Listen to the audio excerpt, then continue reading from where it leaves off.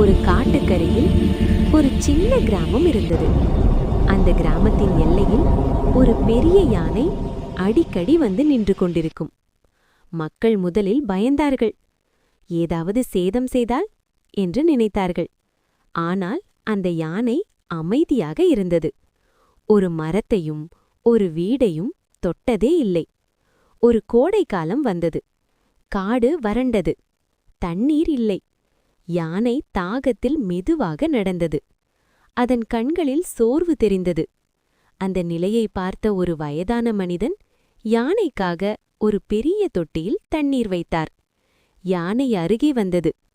ஒரு நிமிடம் நின்றது. பிறகு அமைதியாக தண்ணீர் குடித்தது. அன்று முதல் கிராம மக்கள் தினமும் யானைக்கு தண்ணீர் வைத்தார்கள். யானையும் மக்களை பார்த்தால் அமைதியாக தலையசைத்து நின்றது. ஒரு நாள் இரவு காட்டில் தீ பற்றியது. தீ கிராமத்தை நோக்கி வந்தது. மக்கள் தூங்கிக் கொண்டிருந்தார்கள். யாருக்கும் தெரியவில்லை. அப்போ அந்த யானை உயரமாக சத்தம் போட்டது. தன் தும்பிக்கையால் மரங்களை தள்ளி தீ வரும் வழியை அடைத்தது. அந்த சத்தத்தால் மக்கள் விழித்தார்கள். உடனே வெளியே ஓடினார்கள். தீ கிராமத்தை அடையவில்லை. அனைவரும் காப்பாற்றப்பட்டார்கள். அந்த நாள் கிராம மக்கள் புரிந்தார்கள். யானை விலங்கி இல்லை, ஒரு நண்பன்.